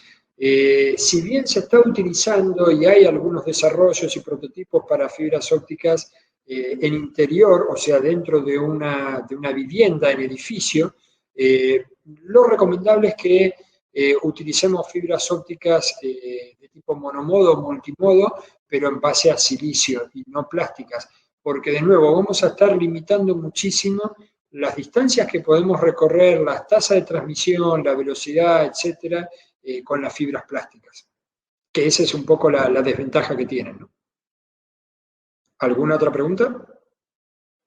Te pregunta Sebastián Totonelli. En los drop conectores, ¿cómo se pueden solucionar las fallas de las conexiones al CDO? Bien. Sucede que los conectores ópticos mecánicos de instalación en campo requieren de algunos pasos básicos, esenciales, para poder asegurar y garantizar esa conexión de forma adecuada. Si, por ejemplo, lo estamos instalando en un entorno donde hay viento y hay polvo en suspenso en el aire, ese polvo se deposita en el frente de la fibra. Una vez que ingresamos la fibra en el conector mecánico, vamos a tener problemas de reflexión y pérdidas de retorno. Entonces es muy importante que cuando realicen el armado de los conectores lo hagan en un ambiente lo más aséptico posible, que el corte de la fibra, que eso es algo fundamental junto con la limpieza hacerla con alcohol isopropílico, con paños especiales descartables para ese fin, y que el corte de la fibra sea realizado con un equipo de precisión. Tengan en cuenta ustedes que de la perpendicularidad del corte de la fibra deriva el éxito tanto en una instalación de un conector mecánico como en una fusión. Ese corte, para que ustedes se den una idea, tiene que tener una precisión de desviación de menos de medio grado, y estamos hablando de cortar una fibra óptica cuyo núcleo tiene 9 micrones. Llevado esto a la realidad, alguno de ustedes habrá escuchado hablar, y esto es algo incorrecto, de un cable con tanta cantidad de pelos, un cable de fibra óptica de tantos pelos. Bueno, eso es una asociación un poco errada, bastante errada, acerca justamente del diámetro de las fibras y de lo pequeño o reducido que es cada fibra. Para que ustedes se den una idea, el núcleo de la fibra monomodo puede llegar a ser 10 veces más delgado que el cabello humano. Entonces, en un núcleo tan pequeñito yo tengo que garantizar que mi corte de fibra tenga una desviación de menos de medio grado para que el armado de ese conector mecánico sea exitoso. Otro de los errores que puede ocurrir es que el ferrule del frente del conector está sucio o esté rayado y dañado. Entonces ahí es donde tenemos que empezar a trabajar primero con un kit de limpieza. Si con el kit de limpieza no es suficiente, analizar con un microscopio portátil de mano si el ferrule está dañado o rayado, porque en ese caso va a ser necesario reemplazar el conector. ¿Alguna otra pregunta? Te pregunta Claudia Pedraza, ¿cuánta es la tensión axial que soporta un cable drop? Bien, normalmente los cables drop pueden ir desde 80 newton hasta unos 300 newton. Por arriba de eso ya son cables de diseño o desarrollo especial, pero eso llevado a la práctica les puede dar, por ejemplo, como resultado de que un cable drop puede hacer una volada o un recorrido de 80 metros sin ninguna retención en el medio y sin ningún problema. O sea, el cable óptico drop debe ser capaz de soportar, si es un auto soportado, vanos de 80 metros sin ningún inconveniente. ¿Otra pregunta? Bueno, Néstor, Julián Salamanca, ¿el alcohol isopropílico qué concentración debe tener? El alcohol isopropílico es de por sí un alcohol que ustedes van a conseguir en alguna droguería o en algún proveedor de insumos para telecomunicaciones. Tiene que estar puro, no rebajado, y el secreto del alcohol isopropílico es que es de mayor pureza que el alcohol de 96%, que es el que solemos comprar o utilizar para usos medicinales y que compramos en una farmacia. Entonces, por eso se habla de alcohol isopropílico. Es de mayor pureza y evapora incluso más rápido que el alcohol convencional de uso medicinal.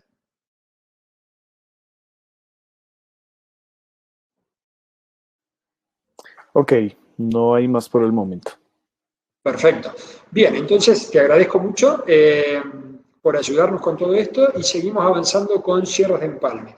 Aquí en este modelo sobre el margen izquierdo estamos viendo un cierre de empalme de tipo caja, ¿sí? Como yo les había comentado antes. Puntualmente este modelo es un cierre que puede soportar hasta 288 fibras con 7 puertos, como ustedes ven ahí, 6 puertos individuales más un puerto valdoble. Tiene unas anillas para el ruteo de los tubos buffer en la parte interna, 4 clamps en la parte del frente, y nos permite realizar las bandejas de fusión, nos permiten almacenar las fibras de forma ordenada y organizada porque son abatibles. Entonces, de esta manera podemos trabajar sin problemas dentro de ese producto. ¿Me escuchás, Raúl? Sí, te escucho perfecto. Ay, volví. Bueno, bienvenida. Vamos a avanzar entonces. Ok, dale. Vamos a avanzar entonces con el otro modelo que tenemos sobre el lado derecho, y este es un cierre de empalme de tipo domo pero oval. ¿Qué particularidad tiene esto? ¿Por qué este producto es muy interesante? Por dos o tres razones. La primera es el formato. ¿Por qué es oval y no cilíndrico? Para contar con mayor espacio para el ruteo de los tubos buffer, las bandejas son más anchas y tenemos más espacio para trabajar con cada una de las fibras. Como ustedes pueden ver en la parte interna, existe un elemento metálico para retener el elemento central, incluso la cubierta externa también de cada uno de los cables, por medio de abrazaderas. Dentro del cierre de empalme, también en la parte posterior existe una bandeja especial, un compartimento para el almacenado de tubos buffer, y luego vamos a ver unos videos donde ustedes van a poder apreciar más en detalle cada uno de los elementos que componen este cierre de empalme. Este cierre de empalme tiene también la particularidad de poseer puertos mecánicos, desechado mecánico, al igual que el que tenemos del lado izquierdo, y con una capacidad máxima de hasta 192 fibras. Bien, acá tenemos cierres de empalme de mayor capacidad. Por ejemplo, el del lado izquierdo, como ustedes ven, tiene una doble columna o doble sector de bandejas portaempalmes rebatibles, y una de las características más curiosas de este producto es que en el centro existe una bandeja que es abatible y que se utiliza para el almacenado de los tubos buffer.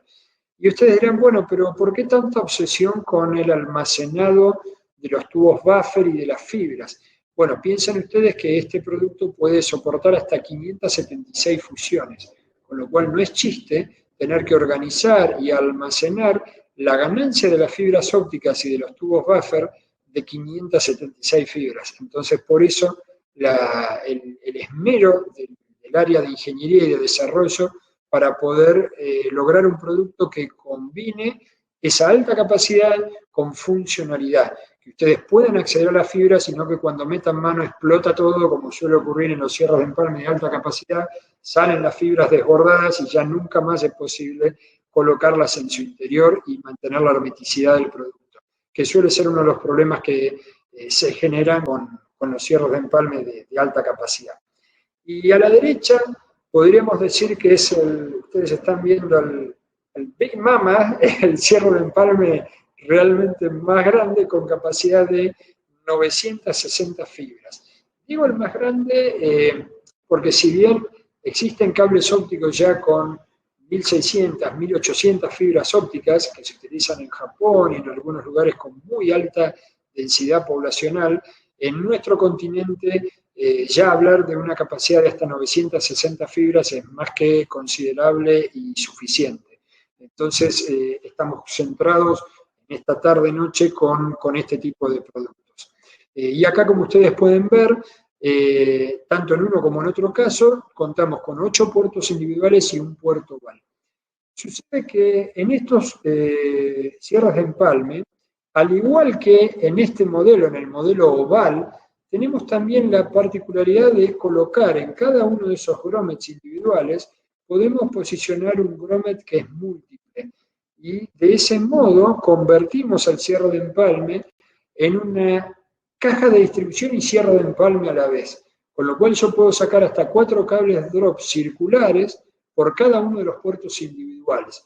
Entonces ya se produce un efecto híbrido o compuesto donde el producto no es solo un cierre de empalme, sino que también se puede convertir en una caja de distribución. Raúl, ¿Alguna pregunta? Sí, tengo una pregunta antes de que sigas. Si proveen cables con fibras ultra low loss I2G 654. Sí, por supuesto, de hecho ya los tenemos homologados en operadoras, por ejemplo, en Argentina como Telecom. Hay empresas que piden ese tipo de cables con ultra baja atenuación y fundamentalmente lo que logran con esos cables es justamente recorrer mayores distancias o mayores niveles de spliteo y de cascadeo dentro de una red urbana metropolitana, sin tener las restricciones de la atenuación de una fibra monomodo G652D.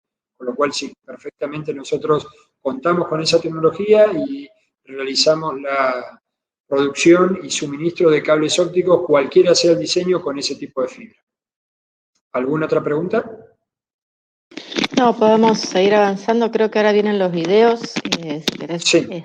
trato de compartir yo pantalla mientras tanto. Bueno, probamos, dale. A ver si podés compartirlo y si no, yo lo hago desde aquí, aunque no esté reproduciendo sonido. ¿Se ve mi pantalla? A ver.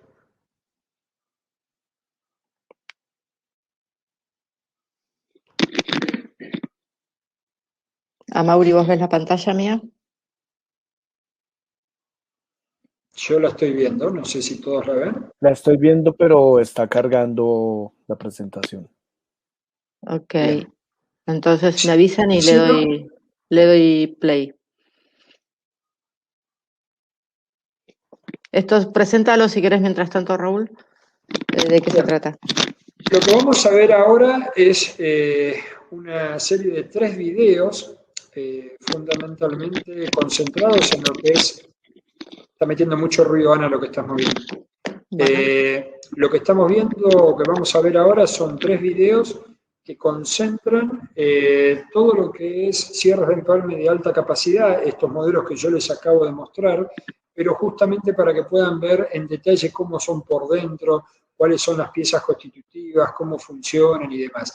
Si bien son videos abreviados, ustedes también van a poder descargarlos y verlos en nuestro sitio web, donde esos videos están completos, no en versión resumida como acá, y también de otros productos de la parte de preconectorizadas.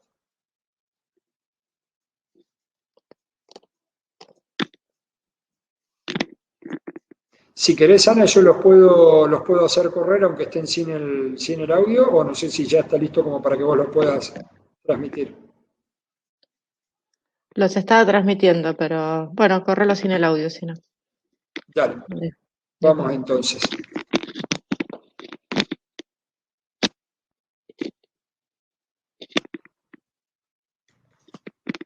Bueno, ahí vemos un poco cuáles son las características principales de cada uno, ¿sí? En lo que sea tamaño, cantidad de puertos. Tenés que compartir pantalla de nuevo, Raúl. Ah, perdón. Vamos de nuevo.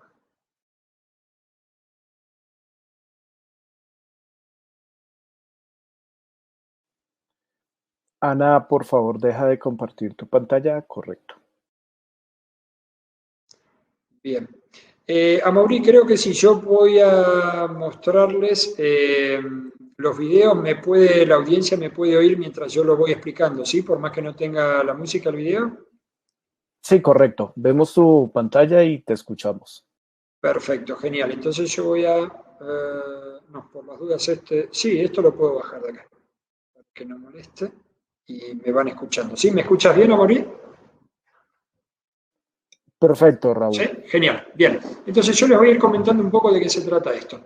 Vamos con el primer video.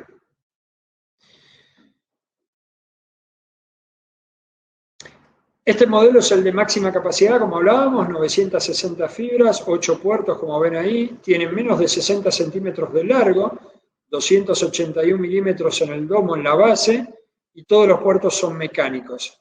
Ahí están viendo cómo se destraba el clamp para desprender la base del domo, y ya aparece el cierre de empalmes en sí. Bien, el video completo, entonces, como les contaba, lo van a poder ver en nuestro sitio web en el sector de instructivos. Ahora vamos al segundo. No. Este otro. Este es el cierre de empalme de tipo domo oval, que yo les había comentado antes, donde también los puertos son mecánicos, capacidad máxima de hasta 192 fibras y un nivel de hermeticidad de IP68. Ahí vemos también cómo se destraba el clamp de la base y se desprende la base del domo.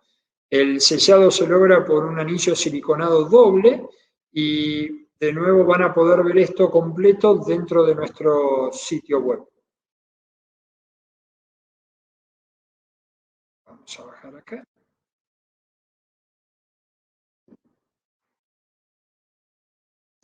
Bueno, este es el modelo intermedio, ¿sí? Es un cierre de empalme domo, pero más corto, y que en este caso, al igual que en el anterior, vamos a desprender ese clamp y vamos a poder separar la base del domo. Ahí pueden ver las bandejas portaempalmes, la bandeja de reserva central, el sello siliconado. Toda la parte de herrajes interna está construida en acero inoxidable, con lo cual podemos instalar este tipo de productos en zonas costeras o de alta salinidad sin ningún problema, y de ese modo nos vamos a asegurar que el cierre de empalme, como les decía antes, tenga la misma vida útil que todos los componentes de la red. Bien, si vamos un poco a la parte de conectividad, aquí nos vamos a encontrar con cajas híbridas. Cuando hablamos de cajas híbridas nos referimos a productos que nos permiten realizar la distribución y la fusión de fibras dentro. Y la distribución, en este caso, también con cables drop de tipo planos o con cables drop también circulares, cualquiera de ellos. Y hay distintos modelos con distintos niveles de hermeticidad. Por ejemplo, la caja que ustedes están viendo sobre el margen izquierdo, de color gris, es una caja de distribución de grado IP65, con lo cual esa caja nos va a permitir realizar un trabajo de distribución y de fusiones si la colocamos en el frente de una fachada, una pared, en un poste o en una columna. Pero no es un producto apto para instalado dentro de una cámara. Luego hay otras cajas como las que vemos sobre el margen derecho, que también son de grado IP65, con distintas capacidades, pueden tener 16, 8, incluso hasta 24 puertos. Y finalmente, sobre el margen izquierdo inferior, estamos viendo una caja de distribución que a su vez es también apta para las fusiones, pero que ya tiene grado IP68. Este producto es como el cierre de empalme que habíamos visto antes, con una configuración distinta en la base, como ustedes pueden ver, pero que nos sigue garantizando el grado de hermeticidad IP68 que tanto necesitamos para colocar esta caja dentro de una cámara, o incluso si fuera el caso necesario, enterrado directo, sin ningún tipo de protección. ¿Hasta acá vamos bien? ¿Alguna pregunta? Sí, Raúl, si querés, dejamos algunas preguntas para el final.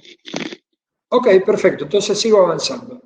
Bien, dentro de conectividad podríamos estar hablando toda una tarde, porque es un mundo apasionante, pero rápidamente les voy a comentar que en lo que hace a ODFs, o los distribuidores ópticos que se colocan en los racks, normalmente los estándares son de 19 y de 23 pulgadas, que indican el ancho del rack, y vamos a tener distintos tamaños de estos ODF, de estos distribuidores ópticos. ¿Cómo está regido ese tamaño? Bueno, normalmente por lo que llamamos unidades de rack. Algo similar a lo que ocurre con los estéreos de los automóviles, de 1 y 2 unidades. Bueno, en este caso tenemos ODF que son de 1, de 2, de 3 y hasta 4 unidades de rack.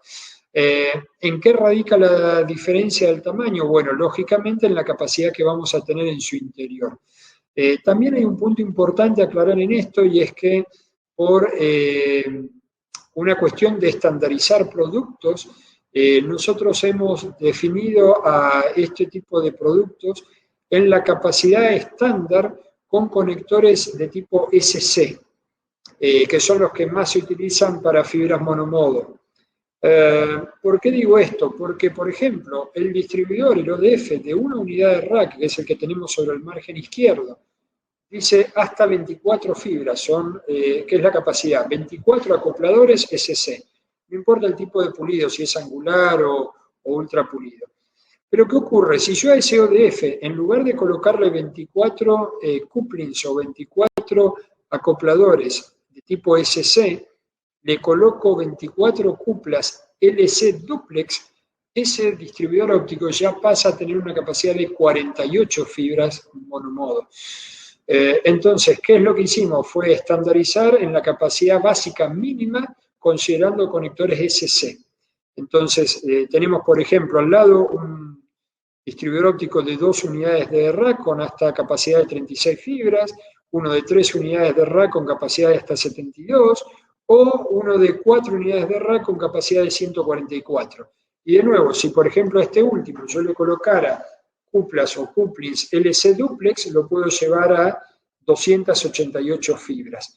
Todo esto sin hablar de los conectores de alta densidad de tipo MPO y MPT, que son otro tipo de conectores. O sea, estamos hablando dentro de lo que es los conectores más habituales estándar, que son los LC y los SC. Bien, dentro de la parte de racks podemos realizar el suministro de racks totalmente abiertos, que no está acá en estas imágenes, semi-cerrados o totalmente cerrados. Y se van a encontrar con distintas series. De hecho, la serie 1300, que es la que ven sobre el margen derecho, es la serie más reforzada de todas y soporta hasta 1.300 kilos en equipos. O sea, estamos hablando de 1.3 toneladas de carga que soporta ese rack, y que puede tener hasta 44 unidades de rack en lo que hace altura. O sea, los racks se van a diferenciar en función de la cantidad de unidades, pueden tener 24, 26, 40, 60, pueden tener hasta 44 unidades de rack y luego pueden tener distintas profundidades que van desde los 600 milímetros, 800, 1000, incluso hasta 1200 milímetros, o sea, 1.2 metros de profundidad. Este tipo de racks es lo que ustedes van a ver en las salas de datos, en centros de cómputos o normalmente llamados data center, y en función del sistema de refrigeración que tenga el data center, será que van a colocar unos totalmente cerrados, semicerrados, etc.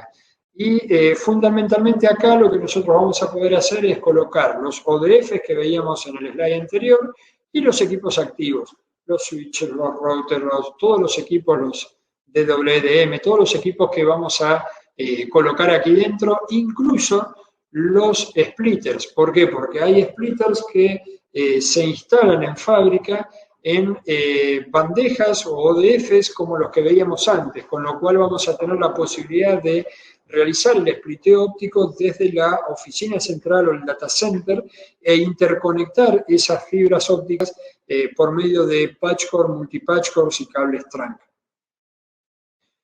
Bien, vamos entonces a parte de conectividad. Acopladores o cuplas o coupling, este tipo de producto nos permite conectar dos conectores machos, ¿sí? O dos conectores de fibras ópticas, por ejemplo, el de un patchcore de un lado y el de un píxel del otro. Y pueden ser como los que estamos viendo acá, en el margen izquierdo SC-APC, porque es angular, o como vemos en el inmediato siguiente inferior, SC-UPC, porque el pulido es ultra pulido convexo, pueden ser de tipo LC, como los que vemos a la derecha, y hay infinidad de tipos y de modelos. Por ejemplo, en fibras multimodo se utilizan mucho los ST, hay también en fibra monomodo los Europa 2000, existen, bueno, una cantidad importante de conectores ópticos, y después pasamos a la parte de splitters. Los splitters ópticos contienen nanotecnología. Es una tecnología de microespejos. Como ustedes ven del lado izquierdo, hay una sola fibra que ingresa en ese diagrama con esa imagen de los splitters. Esos son splitters del tipo PLC, son muy compactos, suelen utilizarse en las cajas de distribución. Y ahí tenemos el ingreso de una fibra y X cantidad de salidas, X cantidad de fibras. Por ejemplo, el splitter se va a denominar o rankear como 1x2, 1x4, 1x8, 1x16, 1x32 y normalmente hasta 1x64. En este tipo de productos, los PLC, lo usual es que sean de 1x2, 1x4, 1x8 y hasta 1x16. Normalmente no más que eso. Y ya si es de 1x32 o 64, vienen en módulos, ya sea cassette o bandejas, como los que ustedes están viendo en la parte inferior. ¿Qué me permite esto? Dividir la señal óptica, o sea, por eso el nombre de splitter. Yo voy a ingresar con una sola fibra y dividir la señal óptica en N cantidad de fibras. Esto me permite realizar una red de FTTH, una red de acceso, con fibra hasta el usuario, hasta el abonado, y con bajo costo. ¿Alguna pregunta hasta acá? ¿O dejamos todo para el final, Ana? Sí, dejemos mejor para el final, Raúl. Bien, sí. Perfecto. Bueno, acá vemos fusionadoras de fibras ópticas. Arctic también puede suministrar fusionadoras. En este caso son 3 modelos diferentes que están desarrollados y concebidos para el trabajo tanto en campo como de tipo interior y laboratorio. Básicamente difieren unas de otras en función de la capacidad de las baterías, del tamaño de las pantallas. Ustedes pueden ver que la 4.3 está referenciada al tamaño del monitor o de la pantalla, la 5.0 un poco mayor y por último la 5.7 con la mayor cantidad de prestaciones y la pantalla de mayor tamaño. Todos estos equipos son totalmente portátiles, tienen la capacidad de poder realizar tanto la fusión como la cocción de los termocontraíbles, ya incorporan sensores de temperatura, humedad y de altura, con lo cual el altímetro les da la oportunidad de que la máquina se pueda calibrar y autosetear de forma automática, no necesita la intervención del ser humano como ocurría con equipos antiguos. Hace muchos años era necesario darle esa información a las fusionadoras, en este caso son totalmente automáticas, y es tan fácil de operar y tan efectiva que una persona que jamás tocó fibras ópticas puede realizar un empalme con una instrucción muy, muy básica y conseguir resultados de hasta 0.00 dB prácticamente o 0.01 dB, que son casi invisibles para el OTDR. Si seguimos avanzando con el portfolio de productos, Arctic puede ofrecerles y suministrarles OTDRs, como este que está acá, el Smart OTDR, es un equipo muy, pero muy interesante porque tiene, entre otras funciones, la posibilidad de realizar gráficas sobre todos los eventos, identificando cada uno de los eventos de la red. También equipos OTDR de tipo de mano o handheld, que es como el que tenemos sobre el lado derecho. Se utiliza mucho para las redes de acceso y para interiores en edificios, en empresas, en campus. También podemos suministrar kit de herramientas, detectores de tráfico óptico, detectores de señal y de fallas ópticas, kit de limpiezas de fibra óptica. Hay una variedad muy amplia de productos en lo que hace al trabajo con las fibras ópticas. Y una de las cosas que quería hacer es también invitarlos a que puedan seguirnos en las redes. Allí tienen los códigos QR si desean escanearlos. Y Ana, si te parece, ya podemos ir respondiendo a algunas preguntas porque el tiempo es un poco tirano como en la televisión, a pesar de que no estemos en la tele, y así tenemos tiempo para responder todas las inquietudes que puedan surgir. Sí, en principio quedaron dos preguntas durante la presentación cuando me quedé sin audio que quería compartir, Raúl. Una persona plantea que quiere implementar una red de fibra óptica en la compañía en la que trabaja, es un edificio de 5 pisos, y para cambiar la que existe actualmente de UTP que está muy deteriorada. La pregunta es, ¿qué equipos necesita para implementarla tanto para el rack principal como... Se cortó la pregunta, tanto para el rack principal como para las estaciones de trabajo. Bien. Para el rack principal pueden utilizar ya sea uno de los racks que hemos visto en las imágenes recientes o racks que le llamamos de tipo mural, que son unos racks también cerrados. Normalmente esos racks vienen de 6, 8, 12 y hasta 20 unidades y se pueden colocar ya no en el suelo, sino directamente amurados a pared. Y luego para cada uno de los pisos existen lo que llamamos DIOs o distribuidores ópticos de pared, que van a tener capacidades que normalmente van desde las 4 hasta las 16, 24 fibras ópticas. Ese producto dentro va a tener las bandejas portaempalme. Para el cableado interior nosotros contamos con una variedad también importante de cables ópticos de uso 100% interior, que pueden estar regidos dentro de los 3 niveles tradicionales de no flamabilidad, que son el Riser, el Plenum o el LSZH. De hecho, algo que no les comenté y que es interesante es que contamos con cables que son aptos para planta externa y planta interna, es decir, que son cables multifunción, porque si bien soportan la radiación ultravioleta, tienen filtro UV, soportan toda la rigurosidad del medio ambiente externo, lluvia, ciclado térmico, etc. También podemos recorrer el interior de edificio con ese cable porque tiene una cubierta LSZH, lo cual no sucede con los cables tradicionales de planta externa con cubierta de polietileno. Por norma internacional, solo podemos llegar a recorrer un máximo de 10 metros en el interior de un edificio y sí o sí tenemos la obligación de generar un punto de interconexión contra un cable de planta interna.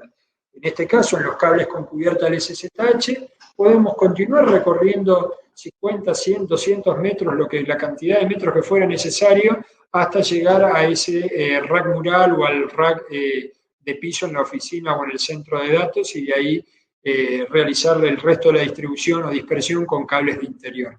Así que hay muchos productos disponibles como para poder implementar ese proyecto. Con todo gusto estamos a disposición para poder brindarle más información, intercambiar especificaciones técnicas y asesoramiento vía mail o vía celular también por WhatsApp, sin problema. Raúl, pregunta Diego Montiel, ¿las muflas es recomendado llenarlas de aire? No, en realidad los cierres de empalme o las mufas, como suele llamarse en Chile a estos productos y en algunos otros países, tienen las válvulas para realizar pruebas de hermeticidad, pero no son productos que deban estar presurizados. ¿Y por qué les digo esto? Porque cuando ustedes presurizan un producto como un cierre de empalme, si bien el producto puede llegar a soportar cierto grado de presurización, suelen ocurrir dos situaciones indeseables. La primera es que si no la están presurizando con la capacidad o la presión en realidad que pueda soportar, podrían estar dañando la hermeticidad y el sellado del producto, con lo cual, en vez de ser un beneficio, termina siendo contraproducente. Y el otro problema es que en algunos casos, por ejemplo, donde presurizan, se ha producido desplazamiento del gel de relleno en los tubos o mismo dentro del núcleo de los cables ópticos. Y eso genera que exista una parte del cable que podría estar expuesta al paso del agua directo si se daña el cable por no tener ese gel. Con lo cual no es recomendable dejarlas presurizadas, sí realizar pruebas de hermeticidad momentáneas para verificar la hermeticidad y luego liberar esa presión.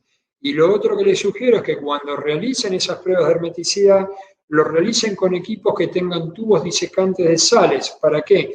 Para que estemos inyectando aire seco. Porque si ustedes realizan una prueba de hermeticidad con el aire que están tomando del medio ambiente, ese aire puede tener una buena cantidad de humedad dentro y lo único que estamos haciendo es metiendo humedad dentro del cierre de empalme, que es lo que no queremos. Así que tengan en cuenta ese detalle también. Gracias, Raúl. Tengo otra pregunta que la realiza Héctor Iván Mogollón Durán. Pregunta, ¿qué recomendaciones podría darnos a la hora de cambiar una red de coaxial por otra de fibra óptica? Bien, la primera sugerencia es que ustedes realicen con el mayor detenimiento posible una evaluación de cuál es la cantidad de usuarios o de abonados que van a alimentar en el día cero de la red y cuál es el crecimiento que va a tener esa zona o que ustedes puedan intuir que va a tener esa zona en los próximos 5 o 10 años. ¿Por qué les digo esto? Porque eso va a ir muy de la mano de la definición de la cantidad de fibras ópticas que van a necesitar en su red troncal. Siempre, como les dije antes, es importantísimo que tengan un buen margen de backup o de reserva de fibras oscuras para crecimiento futuro. Esa es una de las sugerencias. La otra es que, dependiendo del tipo de tendido, de la topología de red, puedan optar por cables enterrados directo, en ducto o tendido aéreo. Entonces ahí también ver cuáles son las opciones y diseños de cable para cada aplicación. Y finalmente el hecho de hacer todo lo posible para desarrollar una red de fibra óptica que sea modular y escalable, porque esto les va a permitir realizar expansiones de la red en mediano y largo plazo y no tener que caer, como en muchos casos sucede, en instalar una red troncal nueva en 2, 3 o 5 años porque el crecimiento fue mucho más de lo esperado y ya no tienen capacidad suficiente en la fibra.